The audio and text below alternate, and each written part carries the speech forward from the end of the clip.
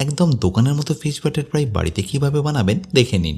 প্রথমে একটু উষ্ণ গরম জলে দিয়ে দিন চিনি আর সামান্য একটু ড্রাই ইস্ট। তারপর সেটাকে ভালো করে মিশিয়ে নিয়ে ঢাকা দিয়ে রেখে দিন প্রুফ হওয়ার জন্য। যখনই দেখবেন এরকম প্রুফ হয়ে গেছে, একটা ডিম, ব্ল্যাক পেপার পাউডার আর নুন দিয়ে এটাকে ভালো করে একবার মিশিয়ে নিন। আর মেশানো হয়ে গেলে ময়দার জল দিয়ে এটার একটা এরকম ব্যাটার তৈরি করুন। তারপর ঢেকে দিয়ে এটাকে ফ্লাফি হতে দিন। এবার মাছটার ম্যারিনেশনের জন্য একটা পাত্রে সামান্য একটু তেল নিয়ে তাতে দিয়ে দিন নুন, গোলমরিচ, মৌরি পাতা, চিলি ফ্লেক্স, পার্সলে পাতা, লেবুর রস আর আদা রসুন বাটা। তারপরে সবকিছুকে একবার ভালো করে মিশিয়ে নিয়ে ভেটকি মাছের ফিলেগুলোকে এর মধ্যে ম্যারিনেট করে নিন। তারপর ঢাকা দিয়ে রেখে রেস্টিং এ রেখে দিন 20 থেকে 25 মিনিটের জন্য। আর ওপাশে এরই সাথে খাওয়ার জন্য টাটা সসটা কিভাবে বানাতে হবে সেটা দেখে নিন। তার জন্য একটা বলে মেয়োনিজ নিয়ে তাতে দিয়ে দিন লেবুর রস। তারপর তাতে চপ করা গার্কিনস, গাজর, অলিভস, পার্সলে পাতা আর মৌরি পাতা দিয়ে ভালো করে একবার মিশিয়ে নিন। তাতে অবশ্যই একটু নুন আর গোলমরিচটাও দিয়ে দেবেন। তারপর ম্যারিনেট করা ফিশগুলোকে ব্যাটারের মধ্যে চুবিয়ে এইভাবে ফ্রাই করে নিন। আর দুদিকটা লাল করে ভাজা হয়ে গেলেই ফিশ ব্যাটার ফ্রাই কিন্তু আপনাদের পারফেক্টলি রেডি।